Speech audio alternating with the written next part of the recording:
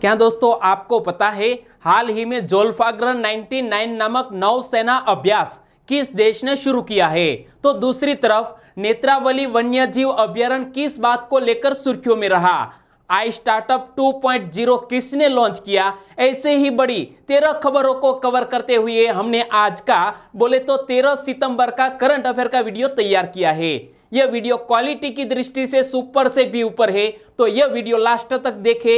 Last में मैं आपसे एक क्वेश्चन पूछूंगा जिसका आंसर आपको नीचे कमेंट बॉक्स में देना है।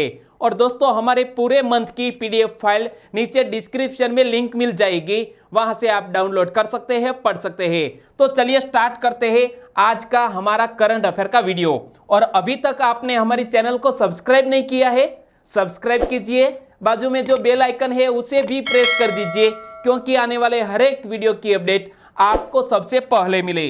पहला क्वेश्चन, निम्न में से किस वन्यजीव अभ्यारण्य में 2.5 mm लंबी चींटी की एक नई प्रजाति वैभव प्रोटानिल्ला की खोज की गई है? दोस्तों यहां आप देख सकते हैं हाल ही में 2.5 mm की लंबी चींटी, और यह एक नई प्रजाति है जिसका नाम है वैभव प्रोटानिल्ला। इसकी खोज की गई है नेत्रावली वन्यजीव अभ्यारण्य में, यानी कि इस क्वेश्चन का सही आंसर है ऑप्शन सी, नेत्रावली वन्यजीव अभ्यारण्य। लेकिन यह किस राज्य में स्थित है वो भी एक क्वेश्चन बनता है कि नेत्रावली वन्यजीव अभ्यारण्य किस राज्य में स्थित है?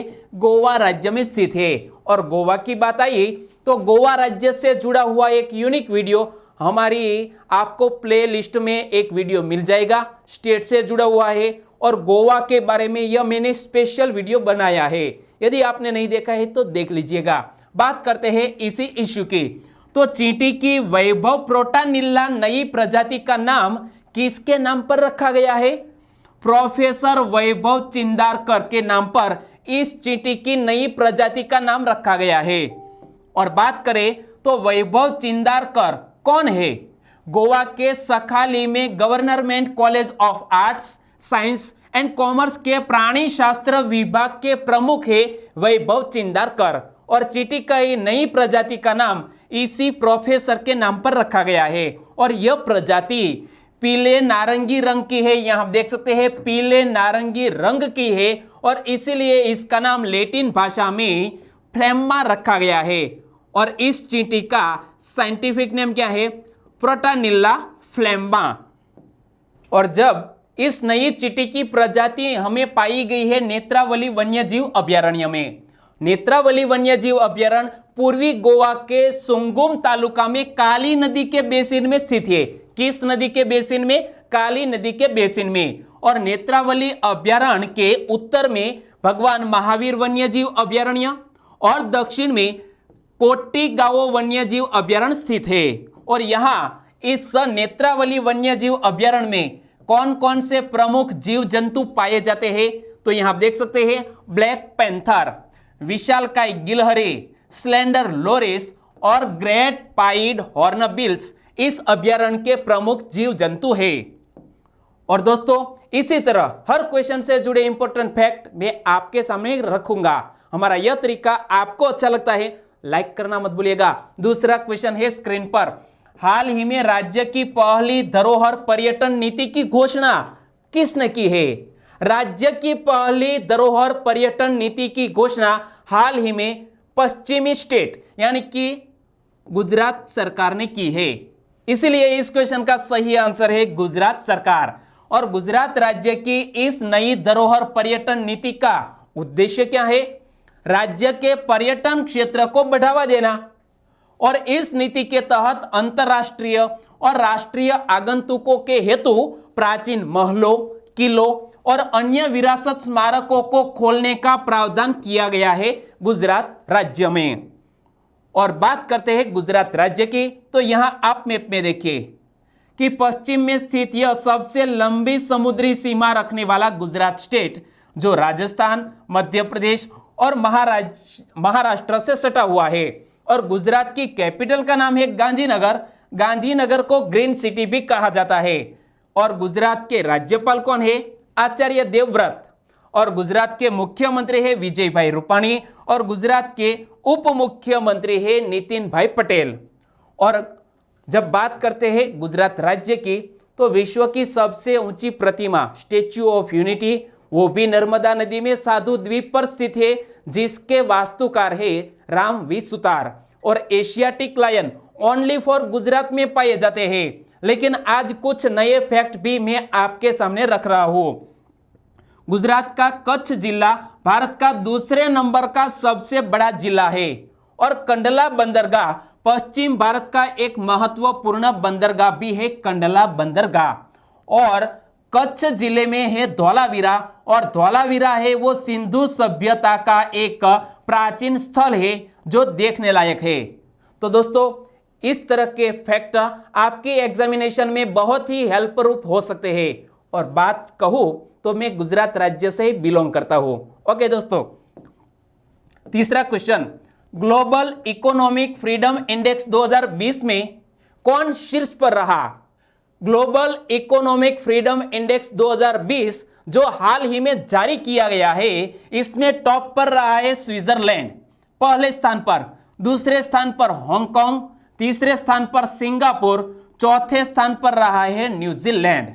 तो ग्लोबल इकोनॉमिक फ्रीडम इंडेक्स 2020 में हमारा भारत देश कौन से स्थान पर रहा वो भी मैं आपको बताऊंगा। लेकिन यहां रैंकिंग के मामले में पहले 5 स्थान पर कौन कौन से देश रहे। पहले स्थान पर हांगकांग, दूसरे स्थान पर सिंगापुर, तीसरे स्थान पर न्यूजीलैंड, चौथे स्थान पर स्विट्जरलैंड और 5वें स्थान पर संयुक्त राज्य अमेरिका। और हमारा पड़ोसी मुल्क बोले तो चीन 124वें रैंक पर रहा है। लेकिन हमारा भारत देश कौन से स्थान पर रहा वो हमारे लिए मोस्ट इंपोर्टेंट क्वेश्चन है।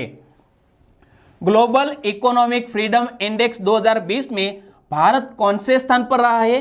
105वें स्थान पर रहा है। दोस्तों, यह हमारे लिए बहुत ही मोस्ट इंपोर्टेंट बात है। आपको यह रैंकिंग याद रखनी है कि ग्लोबल इकोनॉमिक फ्रीडम इंडेक्स 2020 में भारत 105वें स्थान पर रहा है। और global economic freedom index 2020 annual report किसके द्वारा जारी किया गया है? इस रिपोर्ट को जारी किया है कनाडा के फ्रेजर इंस्टीट्यूट के द्वारा।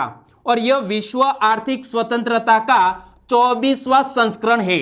और जब बात करते हैं इस कनाडा के इंस्टीट्यूट की, बोले तो फ्रेजर इंस्टीट्यूट, इसके वर्तमान अध्यक्ष कौन है? Peter brown. और फ्रेजर इंस्टीट्यूट का हेडक्वार्टर कनाडा के वैंकूवर में स्थित है। और दोस्तों, यहां आप ऑफिशियल लोगो भी देख सकते हैं, फ्रेजर इंस्टीट्यूट। चौथा क्वेश्चन, भारत का सबसे बड़ा पिगरी मिशन किसने लॉन्च किया? दोस्तों, पिगरी मिशन, भारत देश का सबसे बड़ा पिगरी मिशन लॉन्च किया है मेघालय राज्य की सरकार ने। यानी कि इस क्वेश्चन का सही आंसर है मेघालय राज्य। तो मेघालय सरकार द्वारा पिगरी मिशन के तहत कितने रुपये का कुल परिव्यय किया जाएगा? इस मिशन के तहत मेघालय सरकार द्वारा 209 करोड़ रुपए का परिव्यय किया जाएगा। और पिगरी मिशन किसके द्वारा वित्त पोषित किया जा रहा है? मेघालय पशुधन उद्यम उन्नति सोसाइटी और राष्ट्रीय सहकारी विकास निगम के द्वारा इसे वित्त पोषित किया जा रहा है। और मिशन का मुख्य उद्देश्य क्या है?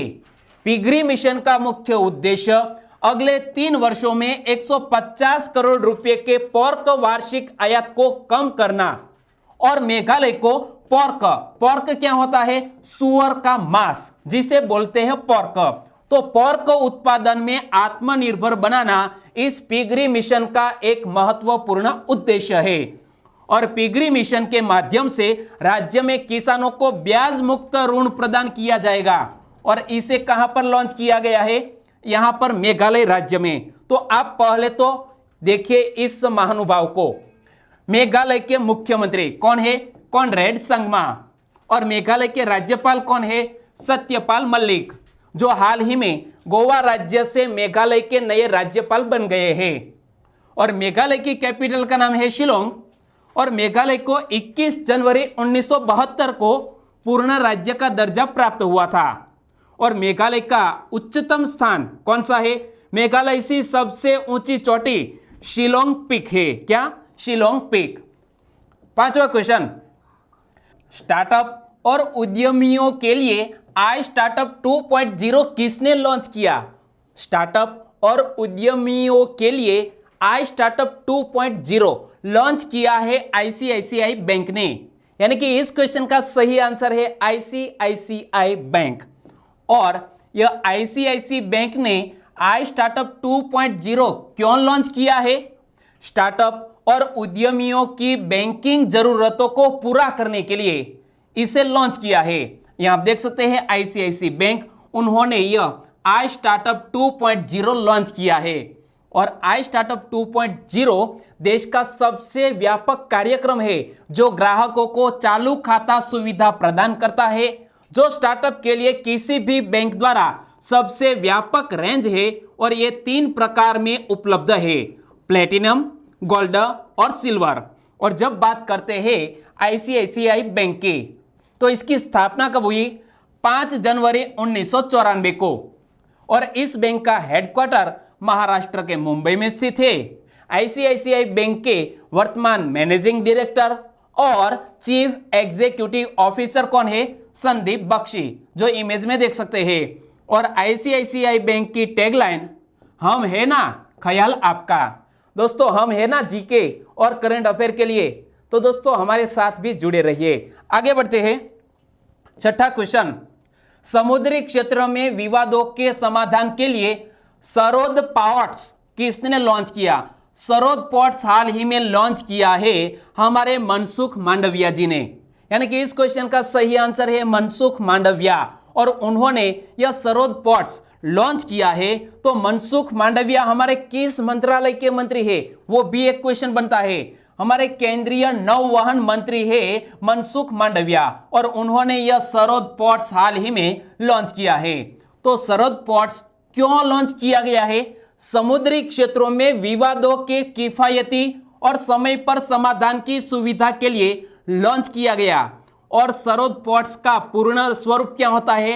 Society for affordable redressal of disputes ports. Okay दोस्तों, यहां आप पूरा नाम एक बार फिर पढ़ लीजिएगा।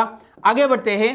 तो सरोद पोर्ट्स पर तेज, समय पर, लागत प्रभावी और मजबूत विवाद समाधान तंत्र होने की वजह से यह समुद्री क्षेत्र में कारोबार में आसानी को बढ़ावा देगा। यह जो सरोद पोर्ट्स है वो समुद्री क्षेत्र में कारोबार में आसानी को बढ़ावा देगा। और इसे लॉन्च किया है मनसुख मांडविया जी ने। 7वां क्वेश्चन, ज़ोल्फाग्र 99 नामक नौसैनिक अभ्यास का आयोजन किस देश ने किया है? दोस्तों, यहां आप देख सकते हैं एक नौसैनिक अभ्यास हाल ही में आयोजित किया गया जिसका नाम था ज़ोल्फाग्र 99। और इस अभ्यास का आयोजन ईरान देश ने किया।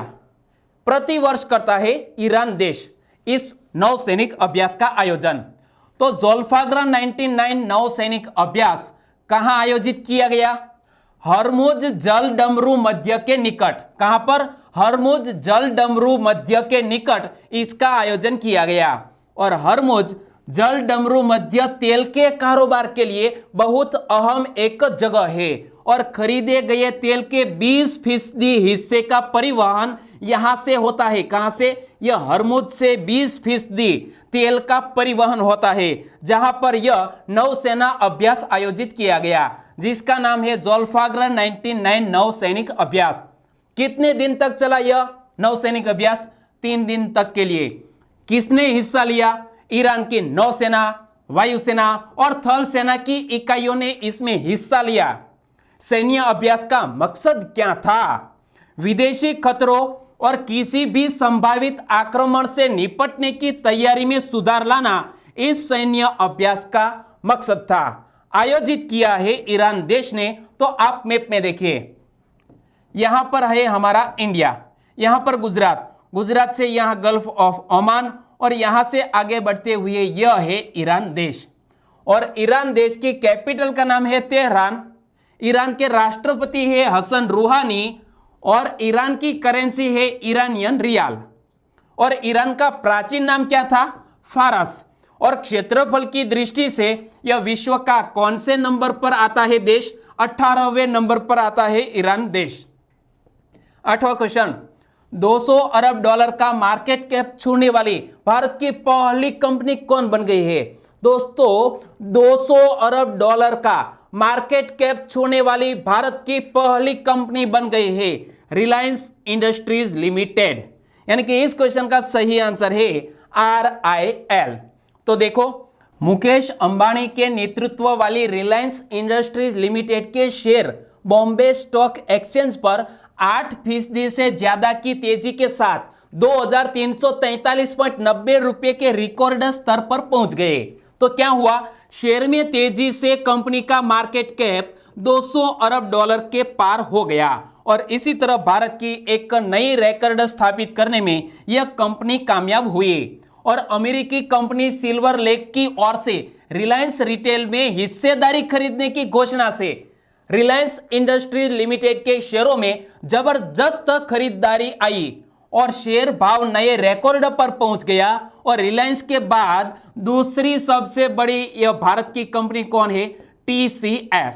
यहां आप देख सकते हैं TCS बोले तो टाटा कंसल्टेंसी सर्विस, जो हमारे भारत देश की सबसे बड़ी इस मामले में दूसरी कंपनी है।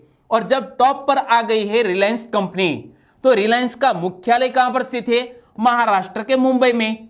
रिलायंस की स्थापना कब हुई, 8 मई 1973 को रिलायंस की स्थापना की थी धीरूभाई अंबानी ने, बोले तो मुकेश अंबानी के पिताश्री ने।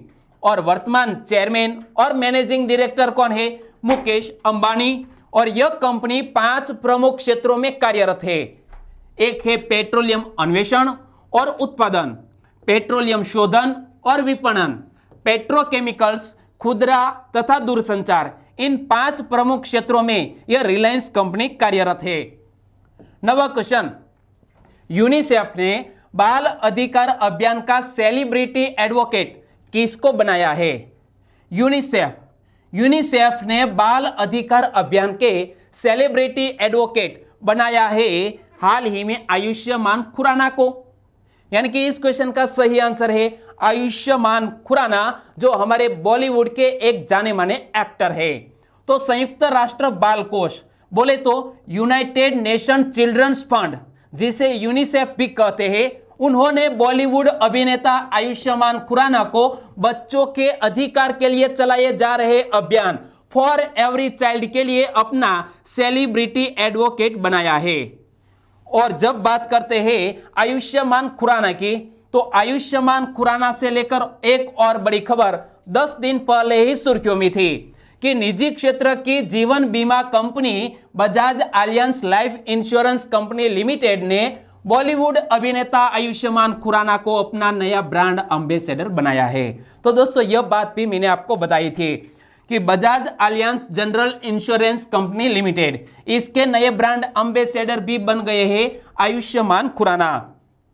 और यहां जब ब्रांड एम्बेसडर की बात करते हैं और जिक्र किया गया है यूनिसेफ का, तो यूनिसेफ की स्थापना कब हुई, 11 दिसंबर 1946 को। यूनिसेफ का हेडक्वार्टर संयुक्त राज्य अमेरिका के न्यूयॉर्क में स्थित है। यूनिसेफ के कार्यकारी निदेशक कौन है, हेनरिटा एच फॉर, जो यहां आप इस महिला को देख सकते हैं, वो है यूनिसेफ की कार्यकारी निदेशक। नाम मत भूलिएगा, हेनरिटा एच फॉर। और पोलैंड के चिकित्सक लुडविग रोसमन ने यूनिसेफ का गठन करने में प्रमुख भूमिका निभाई थी। और यूनिसेफ को विश्व का नोबेल शांति पुरस्कार कब मिला था, 1965 में। क्लियर दोस्तों, यह बात भी आपको याद रखनी है। 10वां क्वेश्चन, हाल ही में 5 स्टार विलेज स्कीम की शुरुआत किसने की, 5 स्टार विलेज स्कीम की शुरुआत हाल ही में हमारे भारत देश के डाक विभाग ने की है। यानी कि इस क्वेश्चन का सही आंसर है भारतीय डाक विभाग, और उन्होंने 5 स्टार विलेज स्कीम की घोषणा की है। तो 5 स्टार विलेज स्कीम की शुरुआत क्यों की है, देश के ग्रामीण क्षेत्रों में प्रमुख डाक योजनाओं की सार्वभौमिक कवरेज सुनिश्चित करने के लिए। और भारतीय डाक विभाग के शाखा कार्यालय ग्रामीणों की सभी संबंधित जरूरतों को पूरा करने के लिए वन स्टॉप शॉप के रूप में कार्य करेंगे। और बात करते हैं भारतीय डाक विभाग के, तो हमारी हिस्ट्री से जुड़ा हुआ कुछ फैक्ट मैं आपके सामने रख रहा हूं। देश में व्यवस्थित व नियमित डाक सेवा प्रारंभ करने का श्रेय ईस्ट इंडिया कंपनी को जाता है। किसको, ईस्ट इंडिया कंपनी को। और 1727 में उसने कोलकाता में पहला डाकघर स्थापित किया था और 1940 में बंगाल में सर्वप्रथम डाकिये की नियुक्ति की गई थी। ओके दोस्तों, आगे बात करते हैं 11वें क्वेश्चन की। हाल ही में देश भर के विभिन्न हिस्सों में किस साहित्यकार की 170वीं जयंती मनाई गई? दोस्तों, भारत देश के एक जाने माने साहित्यकार जिसकी हाल ही में 170वीं जयंती मनाई गई वो है भारतेंदु हरिश्चंद्र। यानी कि इस क्वेश्चन का सही आंसर है भारतेंदु हरिश्चंद्र और वो आधुनिक हिंदी साहित्य के पितामह कहे जाते हैं। तो इसका जन्म 9 सितंबर 1850 को बनारस में हुआ था। भारतेंदु हरिश्चंद्र बोले तो आधुनिक हिंदी साहित्य और हिंदी रंगमंच के जनक।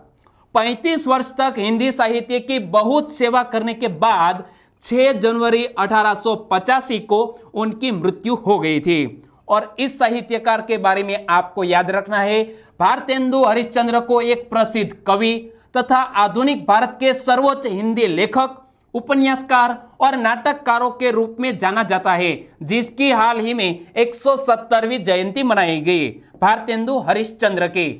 12वां क्वेश्चन, हाल ही में जारी ईज 2.0 सूचकांक में सर्वश्रेष्ठ प्रदर्शन निम्न में से किस बैंक ने किया? दोस्तों, एक और इंडेक्स जारी किया गया है, नाम है ईज 2.0 इंडेक्स और यह बैंक से जुड़ा हुआ इंडेक्स है और इसमें टॉप किया है बैंक ऑफ बड़ौदा ने। यानी कि इस क्वेश्चन का सही आंसर है बैंक ऑफ बड़ौदा, उन्होंने सबसे अच्छा प्रदर्शन किया है। लेकिन यहां एक टर्म आया EASE, तो इसका पूर्ण स्वरूप क्या होता है? Enhanced access and service excellence. और एज 2.0 सूचकांक में सर्वश्रेष्ठ प्रदर्शन करने वाले बैंकों में पहले 3 स्थानों की बात करें क्रमशः, तो बैंक ऑफ बड़ौदा टॉप पर, दूसरे स्थान पर भारतीय स्टेट बैंक बोले तो SBI और ओरिएंटल बैंक ऑफ कॉमर्स वो तीसरे स्थान पर रहा है। लेकिन oriental bank of commerce Punjab national bank में विलय से पूर्व की बात की गई है, तो टॉप पर रहा है बैंक ऑफ बड़ौदा। लेकिन इसके साथ साथ सुधार दर्ज करने यानी कि टॉप एम्पावर की श्रेणी में शीर्ष 3 बैंक कौन कौन से हैं? तो पहले स्थान पर इस मामले में बैंक ऑफ महाराष्ट्र, दूसरे स्थान पर सेंट्रल बैंक ऑफ इंडिया और तीसरे स्थान पर कॉरपोरेशन बैंक। और वो कॉरपोरेशन बैंक की बात की गई है यूनियन बैंक ऑफ इंडिया में विलय से पूर्व की, तीसरे स्थान पर। और टॉप पर रहा है बैंक ऑफ बड़ौदा। तो दोस्तों, बैंक ऑफ बड़ौदा का हेडक्वार्टर गुजरात के वडोदरा में स्थित है, जिसके स्थापक कौन है? सयाजीराव गायकवाड़ तृतीय। और बैंक ऑफ बड़ौदा के वर्तमान MD और CEO कौन है? संजीव चड्ढा। और बैंक ऑफ बड़ौदा की टैगलाइन है भारत का अंतरराष्ट्रीय बैंक।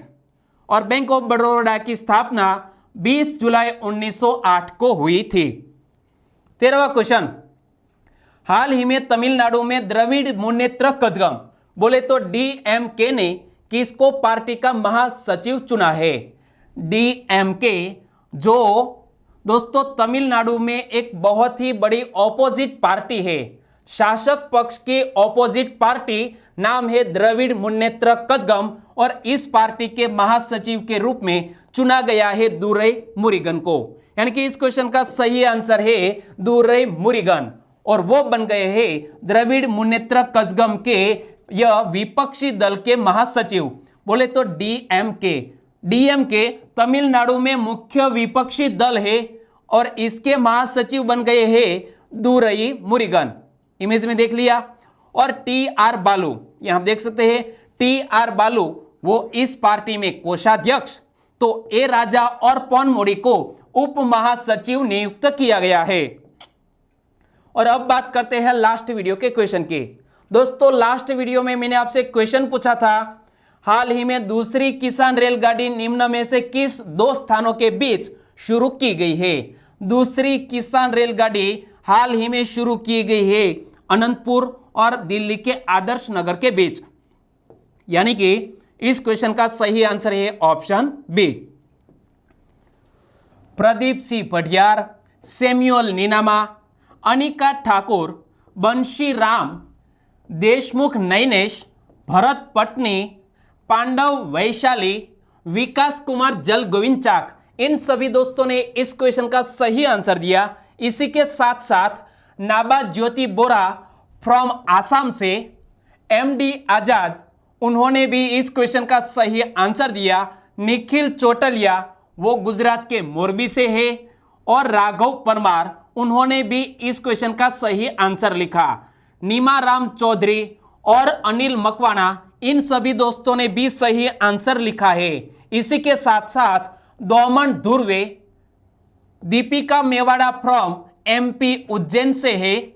जिग्नेश पंचाल, विश्व मेवाड़ा और शिवानी सोलंकी, इन सभी दोस्तों ने भी इस क्वेश्चन का सही आंसर दिया। और जब भी आप आंसर लिखें तो इसी के साथ साथ अपने स्टेट का नाम दर्ज करना मत भूलें, ताकि हमें भी तो पता चले कि कौन कौन से राज्य से हमारे सब्सक्राइबर फ्रेंड जुड़े हुए हैं। और दोस्तों अब बात करते हैं आज के वीडियो के क्वेश्चन की। आज का मेरा क्वेश्चन है, हाल ही में सुर्खियों में रही रोगन आर्ट, रोगन आर्ट किस राज्य की एक प्राचीन कपड़ा कला है? दोस्तों यहाँ 4 स्टेट के नाम आपकी स्क्रीन पर है और आपको बताना है कि रोगन आर्ट जो एक प्राचीन कपड़ा कला है किस राज्य के किस जिले में फेमस है, वो भी मैंने आपको कल बताया था। यदि आपको याद है तो नीचे कमेंट सेक्शन में आंसर लिखना मत भूलिएगा। ओके दोस्तों, और वीडियो अच्छा लगा है, वाकई में आपको यह वीडियो क्लास 1-2 के एग्जामिनेशन के लिए भी अच्छा लगा है तो लाइक कीजिए और आपके दोस्तों को फेसबुक, व्हाट्सएप या टेलीग्राम किसी भी यूज करके इस वीडियो की लिंक शेयर करना मत भूलिएगा। बस दोस्तों, छोटी सी उम्मीद के साथ आज का वीडियो यहीं खत्म करते हैं। फिर मिलेंगे नए करंट अफेयर में, तब तक के लिए टेक केयर एंड जय हिंद।